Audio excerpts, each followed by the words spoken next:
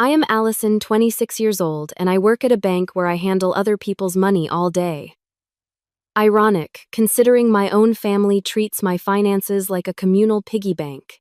When my brand new gold credit card went missing, I never expected to see my parents driving a used car the next day, or my siblings flaunting expensive purchases. Their smug faces had no idea what was coming. Before I tell you how I handled this financial betrayal, drop a comment letting me know where you are watching from, and hit subscribe to follow my journey of setting boundaries with the people who raised me. Growing up in the Turner household meant understanding early that financial boundaries were merely suggestions. My father, Harold, 53, works as a high school history teacher who believes strongly in living in the moment. His favorite phrase has always been, "You cannot take it with you when you die, Allie." That philosophy would be fine if he only applied it to his own money, but his carefree attitude extends to everyone else's resources too. My mother, Nancy, 50, works part-time at a local florist shop. She is the dreamer of the family, always talking about trips we should take or home renovations we need. The problem is her dreams rarely align with our actual budget. When her ideas get shot down due to financial reality, she tends to find creative ways to make them happen anyway, often involving borrowed money that somehow never gets repaid. My younger sister Zoe is 22 and currently finishing her fashion merchandising degree. She has been spoiled her entire life, partly because she is the baby girl, and partly because she mastered the art of manipulation at an early age. Zoe has never held a job for longer than 3 months, claiming each time that the work environment was toxic or the manager had unreasonable expectations. Despite her lack of income, she always has the latest designer bags and perfect manicures. Then there is my brother Noah, 19, who dropped out of community college after 1 semester to pursue his dream of becoming a professional gamer. He spends most days in his room with his expensive gaming setup, emerging only for food or when he needs money for new equipment or online subscriptions. My parents enable this behavior, calling it his career development phase. And then there is me.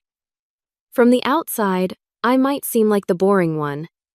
No exciting dreams of travel or fashion, careers, or gaming glory. Just Allison, the practical one who went to state college on scholarships, studied finance, and now works as a loan officer at Pacific Northwest Bank. I pack my lunch daily, track every expense in a budgeting app, and actually read the terms and conditions before signing anything. For the past 4 years, I have been meticulously building my credit score. I started with a secured card with a $200 limit, never missed a payment, and gradually worked my way up. Last month, all that discipline finally paid off when I was approved for the Gold Reserve card with a $20,000 limit. The moment I received that heavy card in the mail, I felt a surge of pride. This was my ticket to the next phase of my financial journey, saving for a down payment on my own place. The card represented freedom to me. Freedom from our cramped family home where I still live to save money. Freedom from having to hear my father complain about how I am wasting my youth by being so careful with money. Freedom from watching my siblings get bailed out time and again while I worked twice as hard. This was not the first time my family had taken advantage of my financial responsibility. 3 years ago, I loaned my parents $2,000 to fix the roof after a storm. They promised to pay me back when the insurance reimbursement came through. The money arrived but somehow got spent on a family vacation to Florida instead. When I brought it up, my mother looked genuinely confused. "But you got to come on the trip too, honey. That was your repayment." Last year, Zoe borrowed my emergency credit card for what she called a true emergency regarding a job interview outfit. The $70 purchase somehow turned into a $500 shopping spree. When confronted, she cried and said she would pay me back when she got the job. She did not get the job, and I never saw that money again. Noah once asked to borrow $300 for a certification course that would help him break into professional gaming. I later discovered the money went toward a limited edition controller and gaming headset. When I confronted him, he shrugged and said, "The equipment is more important for my career right now. I will take the course later." After each of these incidents, I swore I would get better at establishing boundaries. I would practice saying no. I would stand up for myself. But something always held me back, that familiar guilt trip. We are family. We are supposed to help each other. But this time would be different. The gold reserve card was my fresh start, my boundary line in the sand. I had big plans for it, using it strategically to earn points while paying it off in full each month.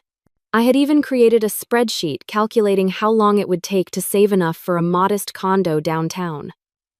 24 months of disciplined spending and saving, and I could finally have a place of my own. The night I received the card, I made the mistake of mentioning it at dinner. I saw the way my father's eyebrows raised when I mentioned the credit limit. I noticed my mother's sudden interest in my financial achievements. I caught the calculating looks from Zoe and Noah. Something in their expressions should have warned me, but I was too busy feeling proud of myself. "Just be careful with that thing," my father said, forking a piece of pot roast into his mouth. "Those banks are predatory. They want you to max it out." "I know how credit cards work, Dad," I replied. "I literally explain them to people for a living." "Well, look at Miss Financial Expert," Zoe teased. "Are you going to start flying first class now?" "No, I am going to continue living within my means and building my credit history," I said. "So that someday I can qualify for a mortgage." Noah snorted.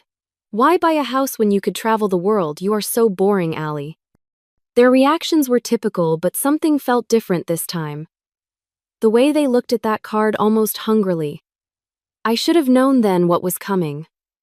I should have been more careful. That night I put the card in my wallet and tucked my wallet into my purse, hanging it on the hook inside my bedroom door. I never imagined I would need more security than that in my own home. I never thought I would need to protect myself from the people who were supposed to protect me. How wrong I was. The following Monday morning, I was running late for work. I rushed through my morning routine, grabbing my purse on the way out. It was not until my lunch break that I opened my wallet to pay for my sandwich and realized my gold reserve card was missing. At first, I thought I had misplaced it somewhere in my purse. I emptied the contents on my desk, sorting through receipts, lip balms, and loose change. Nothing. A knot formed in my stomach as I checked every pocket twice. "Everything okay, Allison?" My coworker Brooke peered over the cubicle divider. "I cannot find my new credit card," I said, trying to keep my voice steady. "I am sure I put it in my wallet on Friday." "Could you have left it at a store?" she suggested. I shook my head. "I have not used it yet. I was saving it for planned purchases." A terrible suspicion began forming in my mind, but I pushed it away. Surely my family would not have taken my card without asking. That would be crossing a line even for them.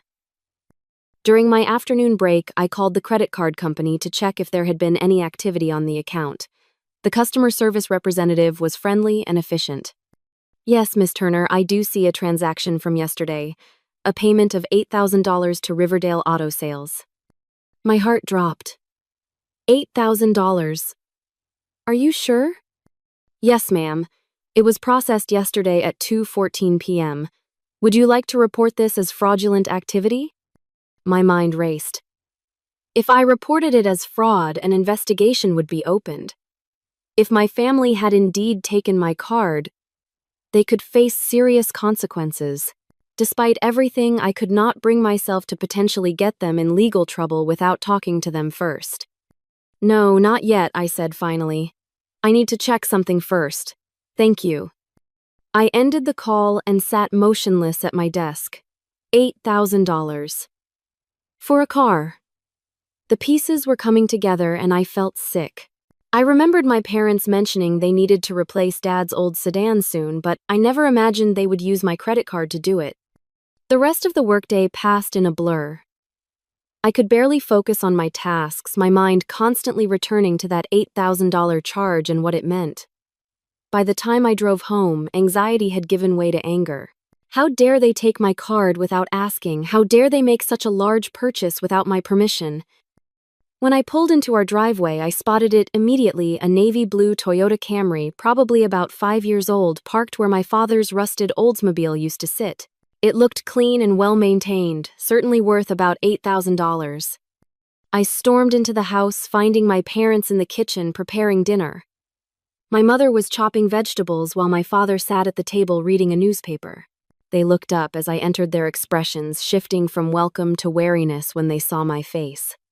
"Is there something you want to tell me?" I asked, my voice tight. They exchanged glances. My father cleared his throat. "I guess you noticed the new car." "I noticed the $8,000 charge on my credit card," I said, "the card that mysteriously disappeared from my wallet." My mother put down her knife. "Honey, we were going to tell you. We just needed a reliable car, and your father has that conference in Seattle next week." "You took my card without asking and spent $8,000, I said, struggling to keep my voice level. "Do you have any idea how serious that is?" "It is not like we stole it," my father said defensively. "We were going to pay you back. It is just a temporary loan." "A loan requires asking permission first," I pointed out. "What you did was theft." My mother's eyes welled with tears. "Allison, do not be so dramatic. We are family.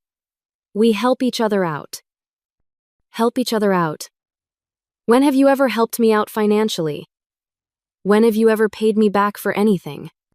"We gave you life," my father said, his tone hardening. "We raised you, fed you, clothed you. And now you are accusing us of theft because we borrowed your card for a necessary purchase."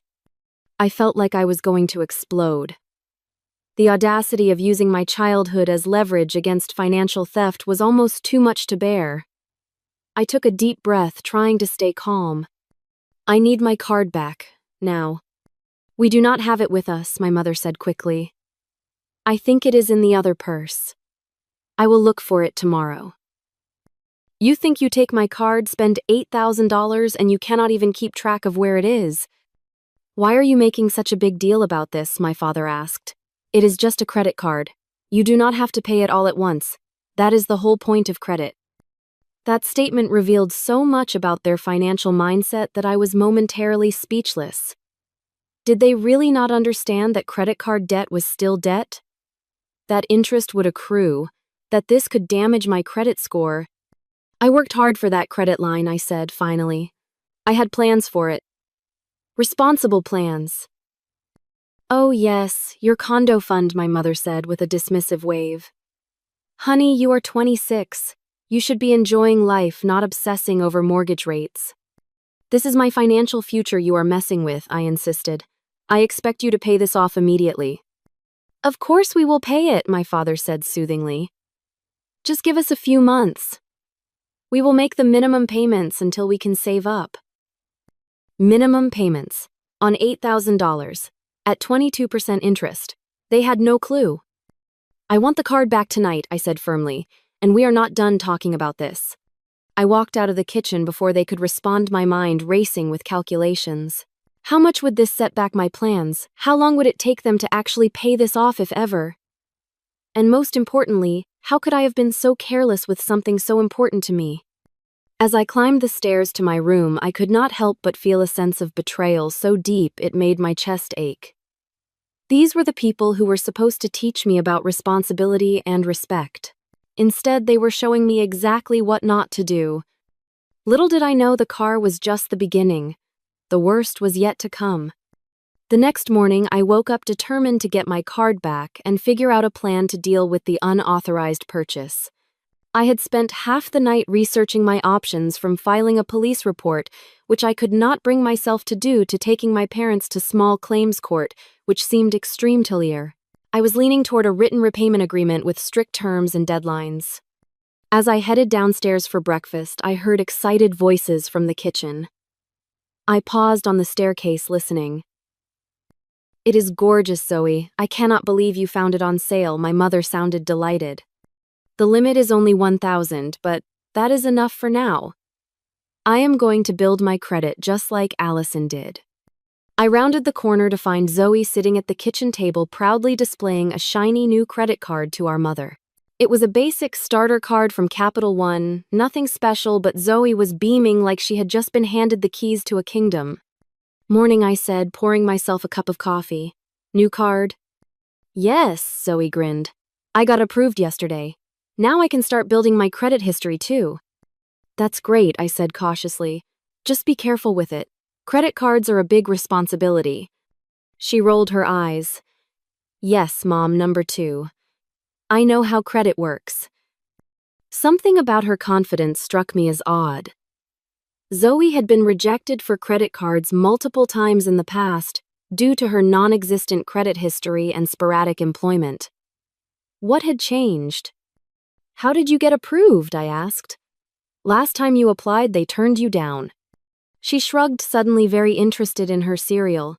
I guess my application looked better this time. Before I could press further, the back door banged open and Noah walked in, helmet under his arm and a huge smile on his face. Morning, family, he announced cheerfully. Beautiful day for a ride. A ride, I echoed. On what? My new bike, he said proudly. Come see.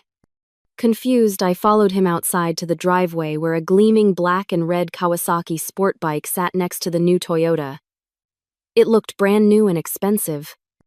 Where did you get that? I asked, though I was starting to get a sinking feeling in my stomach.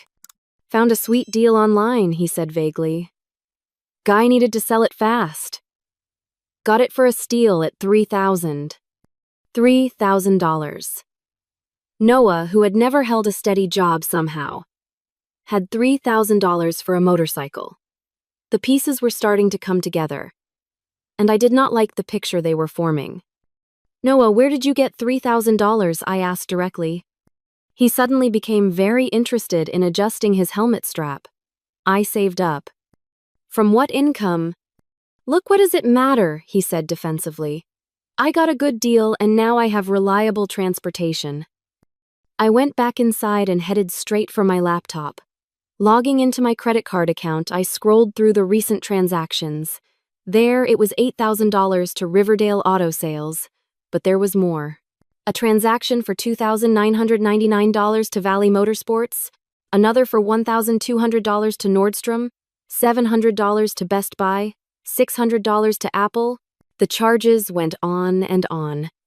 In total, they had spent over $15,000 of my $20,000 credit line in just 2 days. I felt physically ill. It was not just the car. They had gone on a full shopping spree with my card. And based on what I had just seen, I had a pretty good idea where those purchases had gone. The motorcycle, Zoe's new clothes, and if I checked Noah's room, I suspected I would find new gaming equipment. I confronted them that evening when everyone was home for dinner. I laid the printed credit card statement on the table, watching their faces as they realized they had been caught. Would anyone care to explain this? I asked, my voice deadly calm. My parents exchanged nervous glances. Zoe suddenly found her plate fascinating. Noah shifted uncomfortably in his seat. We were going to tell you, my father began. Tell me what? That you stole my card and maxed it out on luxury items, that you spent $15,000 without my permission. It was not like that, my mother protested. We saw an opportunity to help everyone in the family at once.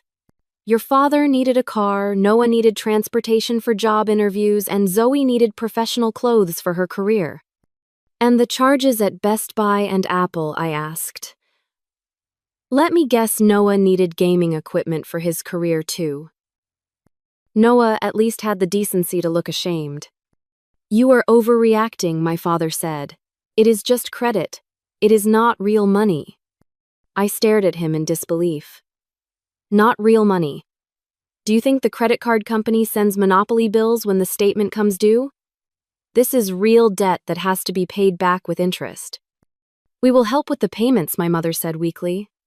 How, with what money, Dad? Your car died because you could not afford to maintain it? Noah has no job. Zoe has never kept employment for more than 3 months. Where exactly is this money coming from? Silence fell around the table. The truth was, they had no plan. They never had a plan. They had seen a credit line and treated it like free money with no thought to the consequences. I want my card back. Now. My voice left no room for argument. Zoe disappeared upstairs and returned with my gold reserve card, reluctantly handing it over. I inspected it closely, noticing small scratches that had not been there before. "You know what the worst part is," I said, looking at each of them. "It is not the money. It is the complete lack of respect. You did not even ask me. You just took something that was not yours and used it however you wanted." "Come on, Allie," Noah said with a nervous laugh. "Relax. It is not that serious. The card has got like $10 left on it anyway." $10, I repeated incredulously. "You spent nearly my entire credit line and you think that is funny." "We are family," my father said, as if that explained everything. Families share. I looked down at the card in my hand, and despite everything, I felt a small smile forming. Something was not right about the card. The weight was off. The color was slightly different than I remembered. And suddenly it hit me. This might not be my actual gold reserve card after all. I excused myself from the dinner table, taking the card with me. In my room, I closed the door and examined the card more carefully. The logo was right, the design was similar, but something felt off about it. The embossing of my name seemed flatter than I remembered, and the holographic security feature looked different. Then it struck me. 2 weeks ago, when I was first approved for the Gold Reserve card, the bank had sent me a promotional packet that included a dummy card, a non-functional replica, meant to show what the real card would look like. The actual card had arrived separately via secure courier a few days later. I remembered now I had been so excited about the real card that I had stored the dummy in my desk drawer and forgotten about it. Could it be possible that my family had taken the replica, not the real card? I rushed to my closet where I kept a small, fireproof safe hidden behind my winter boots. Only Brooke from work knew about this safe, where I stored my most important documents and valuables. With trembling fingers, I dialed the combination and opened it. There, nestled between my passport and birth certificate, was my actual Gold Reserve card, untouched and pristine. I sat on the edge of my bed, card in hand, as the realization washed over me. They had not taken my real card. They had taken a worthless piece of plastic with no actual credit line attached to it. All those purchases, they thought they had made, all that money they thought they had spent, none of it was real. A laugh bubbled up from deep in my chest, a mixture of relief and disbelief. How had they not realized? How had they managed to convince themselves they had made actual purchases with a dummy card? Then I remembered something else. The day after I received my real card, I had brought both the real card and the dummy to work, intending to shred the dummy in the office shredder. During lunch, I had shown Brooke both cards, explaining the difference. "These replicas are getting so realistic," she had commented. "Someone could almost mistake it for the real thing." We had even joked about how the dummy cards were being made increasingly realistic to prevent fraud, with all the standard features of a real card, including the correct bank logo, holographic security images, and even the member service phone number on the back. But it is not actually connected to any account, I had explained. If someone tried to use it, the transaction would be declined immediately. Only now did I realize that my family had never actually used the card for any purchases. They had likely just pretended to make the purchases to justify their new possessions. The car, the motorcycle, the clothes, the electronics, they must have acquired these items some other way and then claimed to have used my card as a convenient explanation. But why? The answer came to me almost immediately: to test my boundaries, to see how far they could push me, how much they could take before I pushed back.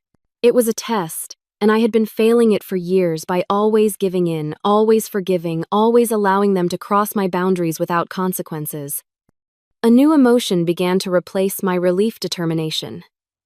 This was an opportunity, a chance to finally teach my family about respect and boundaries in a way they would never forget. I could tell them the truth, immediately expose their lies and manipulations. But something stopped me. If I revealed the truth now, they would be embarrassed, perhaps momentarily remorseful, but would they really learn anything? Would they understand the gravity of what they had attempted to do? For this lesson to truly sink in, they needed to feel the consequences of their actions, even if those actions had been based on a lie. They needed to understand what it would really mean to steal someone else's credit and rack up thousands in debt.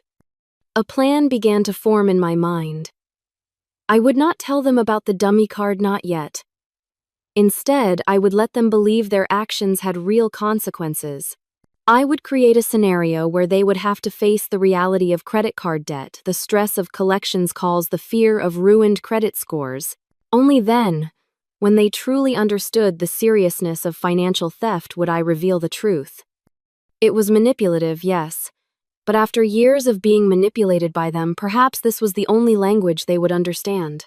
And unlike their manipulation, mine came from a place of wanting to help them grow, to understand responsibility, to respect boundaries, not just my own, but everyone else's in their lives.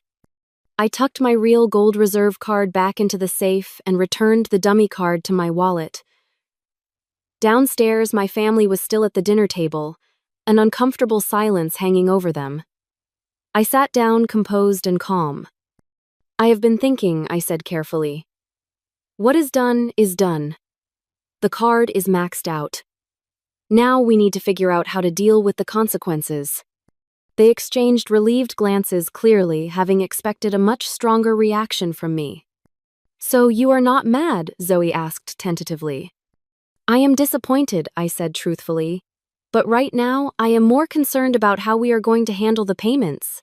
The minimum payment on $15,000 will be around $300 per month, and that is just to keep the account current, not to actually pay it down." "$300 a month is doable," my father said quickly. "We can all chip in." "And what about the interest?" I asked. "At 22% APR, that is over $3,000 in interest per year." Their faces fell as the reality of credit card debt began to sink in. "I did not realize the interest was so high," my mother said quietly. "Most people do not until they are trapped in debt," I replied. "That is why responsible credit use is so important." I took out a notebook and began writing up a payment plan, assigning contributions from each family member based on their income or potential income. My father and mother would each contribute $100 monthly. Noah would need to get a job and contribute $50. Zoe would contribute $50 from her part-time retail position. "This is just to cover the minimum payment," I explained. "At this rate, it will take over 20 years to pay off the debt. If we want to pay it off sooner, everyone will need to contribute more." The gravity of the situation was finally hitting them. 20 years of payments for a few days of impulsive spending. My father looked particularly shaken, the financial reality contradicting his casual, "it is not real money" attitude from earlier. "I will start looking for a second job," he said quietly. "I can pick up more shifts at the flower shop," my mother added. Noah and Zoe were unusually silent, the reality of having to contribute to this debt clearly not what they had expected.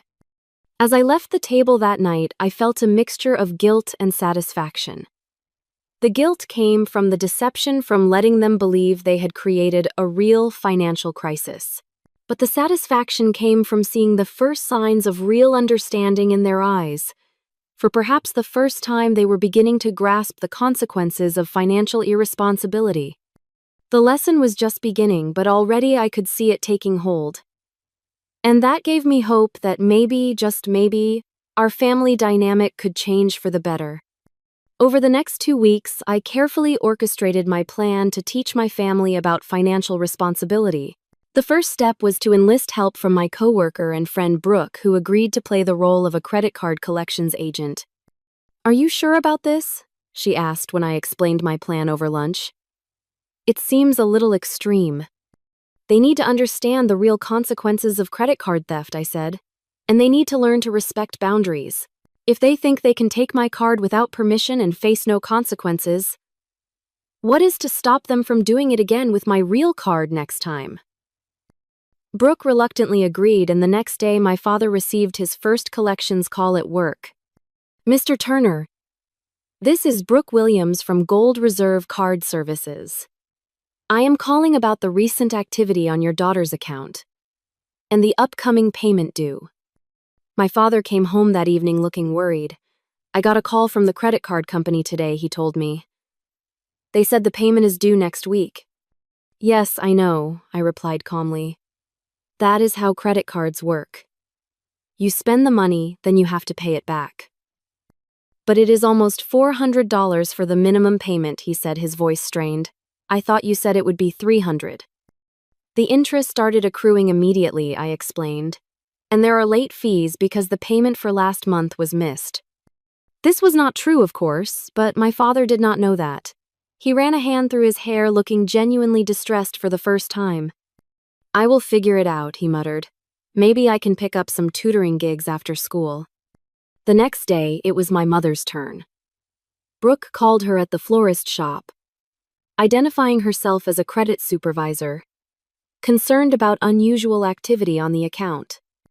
Mrs. Turner, we have noticed some large purchases recently that do not align with the cardholder's usual spending patterns.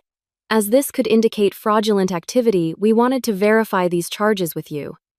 My mother came home that afternoon with worry lines etched around her eyes.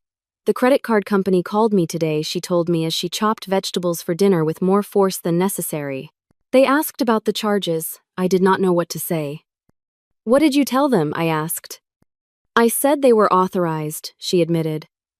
I could not tell them the truth that we took your card without asking. They might press charges. I nodded solemnly. Credit card fraud is a serious offense. It can result in fines and even jail time in severe cases. Her knife paused mid-chop. Jail time, surely not for family members borrowing a card. The law does not make exceptions for family, I said, which was true.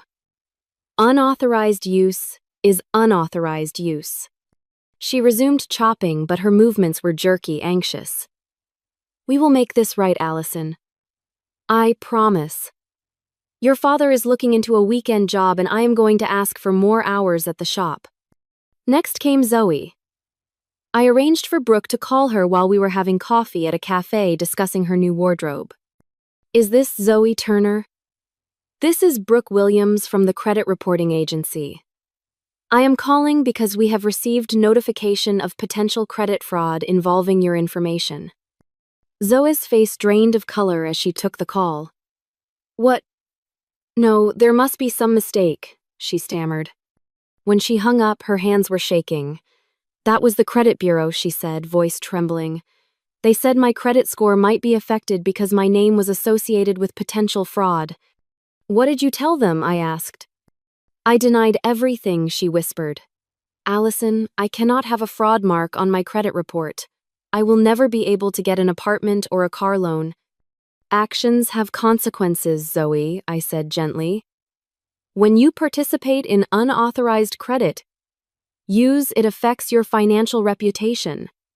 For the first time, I saw genuine remorse in my sister's eyes. I never thought about it that way. I just saw it as borrowing from you, not as something that could follow me for years. Noah was the last to receive a call.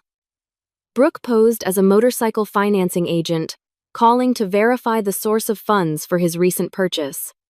Mr. Turner, we have received information that the funds used to purchase your Kawasaki may have come from a compromised credit account. We will need to verify the legitimacy of this transaction within 48 hours, or we may be forced to repossess the vehicle. Noah burst into my room that evening, panic written across his face. Allie, they are going to take my bike. Some financing company called and said the purchase was flagged as fraudulent. What did you expect? I asked calmly. You used someone else's credit card without permission. That is fraud. But it is your card. You are not going to press charges against your own brother, are you?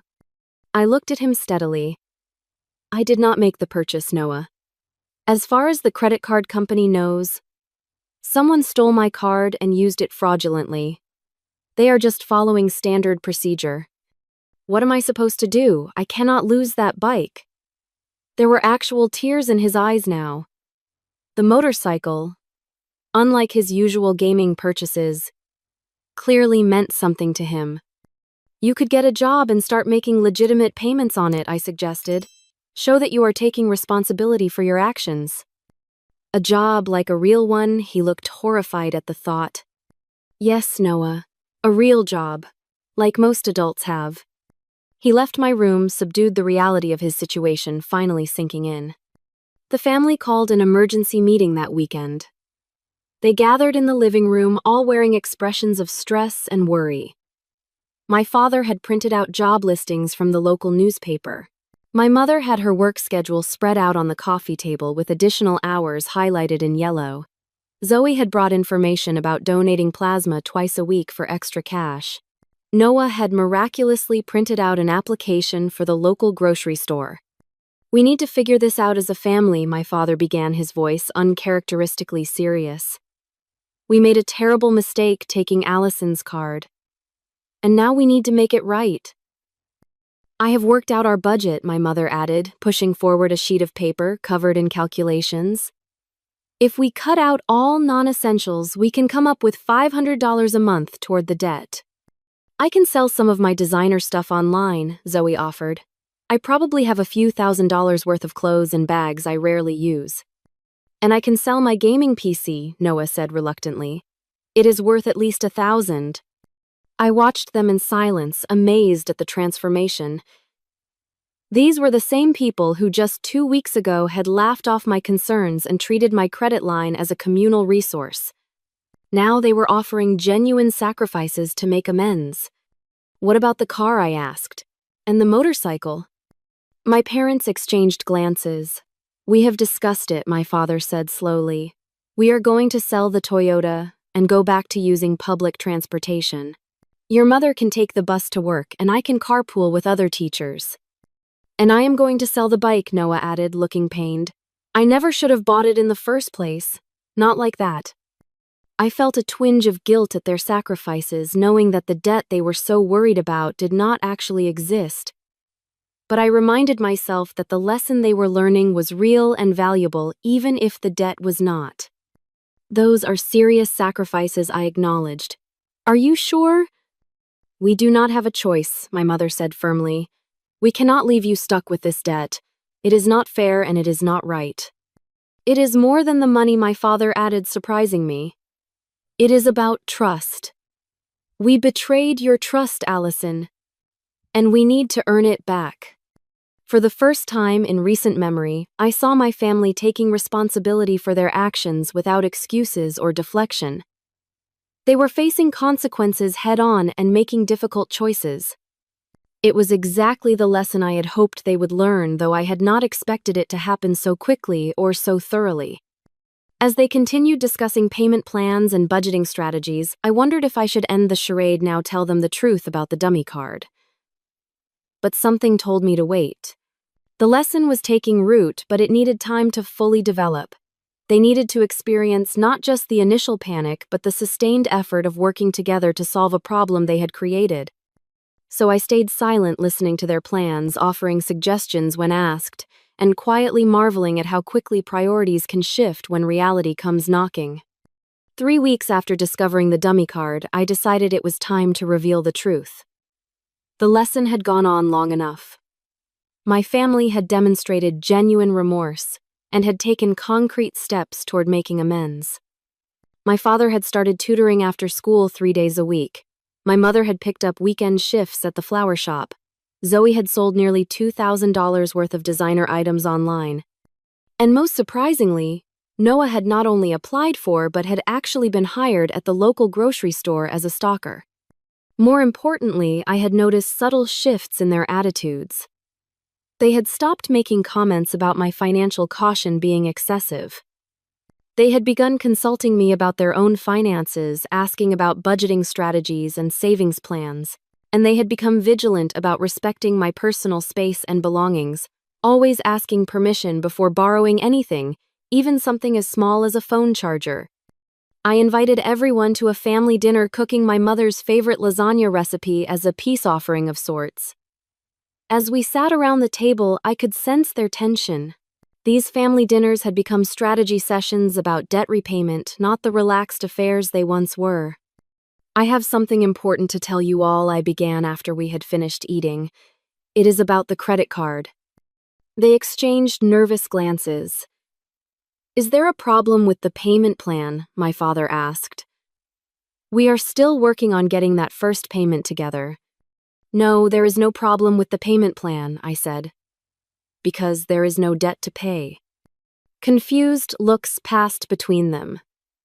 What do you mean? My mother asked. I reached into my purse and pulled out two identical-looking gold reserve cards, placing them side by side on the table.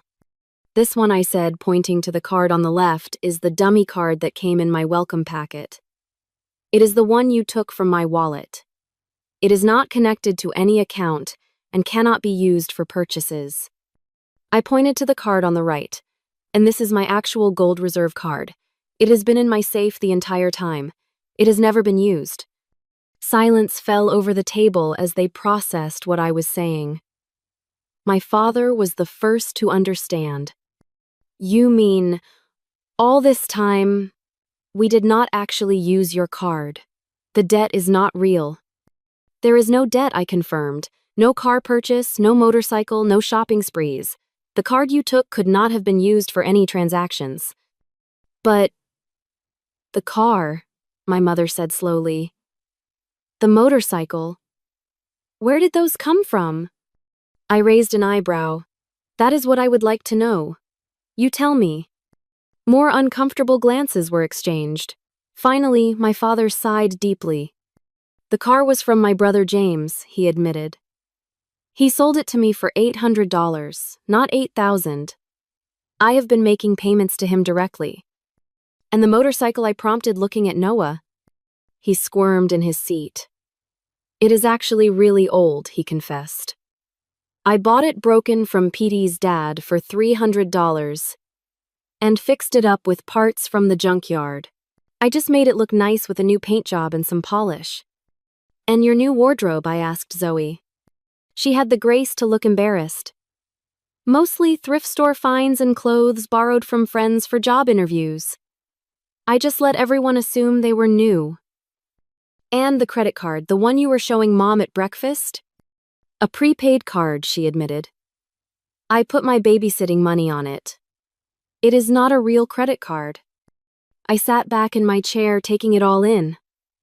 So you all pretended to make expensive purchases with my card, knowing you had not actually spent the money just to, what? Test how I would react. It was not like that, my father protested. We took what we thought was your card, intending to use it. When transactions kept getting declined, we assumed it was because of daily spending limits or fraud protection. We were too embarrassed to tell you it wasn't working. So you made up stories about successful purchases instead, I finished for him. And when I confronted you about it, you doubled down on the lie rather than admitting the truth. They all looked appropriately ashamed. My mother reached across the table and took my hand.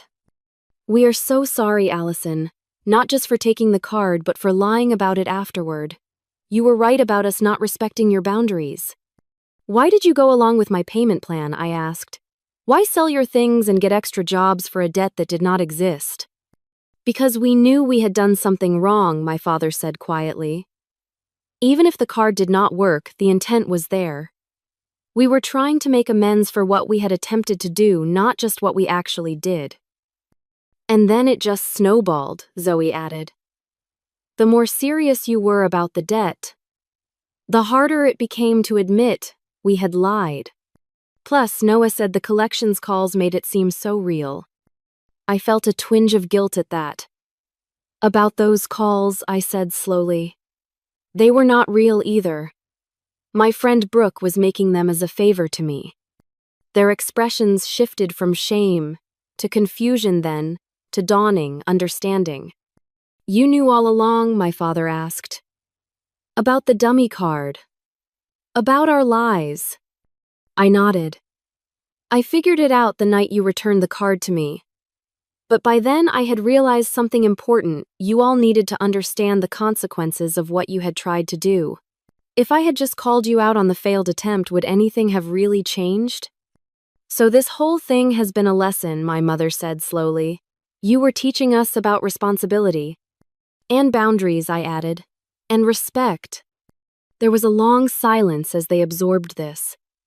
I braced myself for anger, for accusations of manipulation or overreaction. Instead, my father began to laugh, softly at first, then louder until tears were streaming down his face. What is so funny? I asked, confused by his reaction. All of it, he gasped between laughs. Us thinking we were pulling one over on you with a card that did not work. You letting us believe we had created a huge debt. All of us scrambling to fix a problem that never existed. It is like something out of a sitcom. His laughter was contagious. Soon my mother joined in, then Zoe, then Noah, and finally me. We laughed until our sides hurt the tension of the past weeks dissolving in the absurdity of the situation. When the laughter finally subsided, my father wiped his eyes and looked at me with new respect. You outplayed us, Allie. Fair and square. I did not do it to win, I said, seriously. I did it because I love you all, and I wanted you to understand something important before it caused real damage. We get it now, Noah said, surprisingly mature. I actually like my job at the grocery store. I never would have applied if not for this whole mess. And I have learned so much about budgeting from this experience, Zoe added. I never realized how careless I was being with money until I had to really think about it. We are proud of you, Allison, my mother said softly. Not just for your financial responsibility, but for caring enough about this family to teach us a difficult lesson. So what happens now? My father asked. Do we all go back to normal? I shook my head. I do not think we can go back, nor should we. But we can go forward with new understanding and respect for each other. And new boundaries, my mother added, understanding in her eyes. Exactly, I agreed. New boundaries freely given and respectfully maintained. As we cleared the dinner table together, a weight lifted from my shoulders. The deception had been uncomfortable for me against my natural inclination toward honesty, but seeing the genuine change in my family made it worthwhile. Sometimes the hardest lessons are the ones that stick the most. And as for my gold reserve card, I decided to keep it in my safe for now. Not out of fear that they would take it again, but as a reminder of how far we had come and how valuable trust really is once it is earned. 3 months have passed since our family dinner revelation, and the changes in our household have been nothing short of remarkable. What began as a scheme to teach my family about financial boundaries has blossomed into a complete transformation of our family dynamic. My father Harold has continued tutoring after school even though there is no imaginary debt to pay off. He has discovered that he enjoys the one-on-one interaction with students who need extra help, and the additional income has allowed him to start his own emergency fund for the first time in his life. Just last week, he proudly showed me his savings account balance, which had crossed the $1,000 mark. I never realized how good it feels to have a financial cushion, he told me. All these years, I have been living paycheck to paycheck out of habit, not necessity. He has become an advocate for financial education among his fellow teachers, even organizing a workshop at school about retirement planning and investment strategies. The man who once dismissed my budgeting as wasting your youth now tracks every expense in a spreadsheet of his own design. My mother Nancy has embraced minimalism in a way none of us expected. After selling some of her accumulated possessions to contribute to the non-existent debt, she discovered she did not miss those things at all. She has been systematically decluttering our home, selling or donating items that no longer serve a purpose, and using some of the proceeds to take a community college course in floral design to advance her career. I always thought happiness came from acquiring things, she confessed to me over coffee one morning. But it turns out there is a certain freedom in owning less and appreciating what you have more. She has replaced her dream board of luxury vacation destinations with a more modest but achievable travel plan with specific savings goals and timelines. Next summer, she and my father will be taking their first fully funded vacation to the Grand Canyon, something they have wanted to do for years but never prioritized saving for. Perhaps the most dramatic change has been in my siblings. Zoe has embraced thrift shopping as not just a necessity, but a creative challenge, even starting a small social media following where she showcases budget-friendly fashion finds. She has maintained her habits of selling unused items online, putting the proceeds into a savings account earmarked for her first apartment after graduation. I used to think my worth was tied to having the newest designer items, she told me. But now I realize creativity and financial independence are much more valuable than labels. She has also started a part-time bookkeeping position at a local boutique, putting her fashion knowledge to work while gaining valuable financial experience. For her birthday last month, instead of asking for expensive gifts, she requested contributions to her first-month apartment rent fund. Noah, to everyone's surprise, including his own, has thrived in his grocery store job. He started as a stalker but quickly moved up to the produce department, where his attention to detail and surprising work ethic caught the manager attention. He still enjoys gaming, but now it is a reward after meeting his responsibilities rather than his entire focus. Having a real job made me realize I do not want to be a professional gamer anymore, he confided in me recently. The competition is too fierce and the career span is too short. I am thinking about studying business management instead. He sold his gaming PC as planned, using part of the money to buy a more modest laptop for schoolwork and saving the rest toward community college courses. He still has the motorcycle, but now he has properly registered it and pays for the insurance himself with his earnings. As for me, the experience has been healing in ways I never anticipated. For years, I had felt like an outsider in my own family, the responsible one who was never taken seriously. Now I find myself respected and even consulted on important family decisions. The boundaries I fought so hard to establish are now honored without me having to enforce them. We have instituted a monthly family financial meeting where we discuss our goals, share our progress, and help each other stay accountable. These meetings, which would have been unimaginable 6 months ago, have become a cornerstone of our new family dynamic. Last week, I finally achieved the goal I had set when I first received my Gold Reserve card. I made a down payment on a small condo downtown. It is nothing fancy, just a 1-bedroom with a small balcony, but it is mine. When I shared the news with my family, their pride was genuine and their congratulations heartfelt. "We want to help you furnish it," my mother said. "Not with money," she added quickly, seeing my expression. "With our time and skills. Your father can help paint, I can make curtains. Zoe has an eye for decorating on a budget. And Noah is surprisingly good at assembling furniture." Their offer touched me deeply. This was what family support was supposed to look like, not taking without asking, but freely giving what they could in a way that respected my independence. The dummy credit card that started it all now sits framed on my desk at work, a reminder that sometimes the most valuable lessons come disguised as mistakes.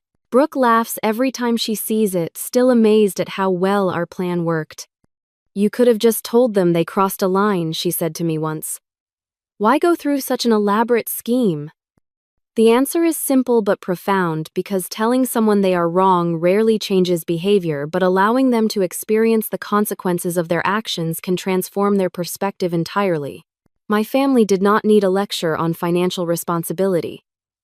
They needed to feel the weight of debt, the stress of payment plans, the reality of sacrifices required to make amends. The lesson extended beyond finances to something more fundamental: respect. Respect for boundaries. Respect for property. Respect for the autonomy of others, even those closest to us. Family does not mean unlimited access or unquestioned entitlement. Rather, true family means supporting each other's growth even when that growth requires uncomfortable truths and difficult lessons. As I prepare to move into my new condo next week, I find myself reflecting on how far we have come. The distance is not measured in dollars saved or debt avoided, but in the strengthened bonds between us, in the mutual respect that now forms the foundation of our relationships. Sometimes the hardest boundaries to establish are with those we love the most. And sometimes the most valuable gift we can give our loved ones is not endless accommodation, but the courage to hold them accountable. In teaching my family this lesson, I have also learned something vital about myself: that I am strong enough to stand my ground, wise enough to do so with compassion, and loved enough to be respected for it. Have you ever had to teach someone in your life a difficult lesson about boundaries? How did you handle it? I would love to hear your stories in the comments below. And if this story resonated with you, please hit the like button and subscribe to my channel for more real-life experiences and lessons learned the hard way. Thank you for listening to my journey, and remember, sometimes the strongest boundaries create the healthiest relationships.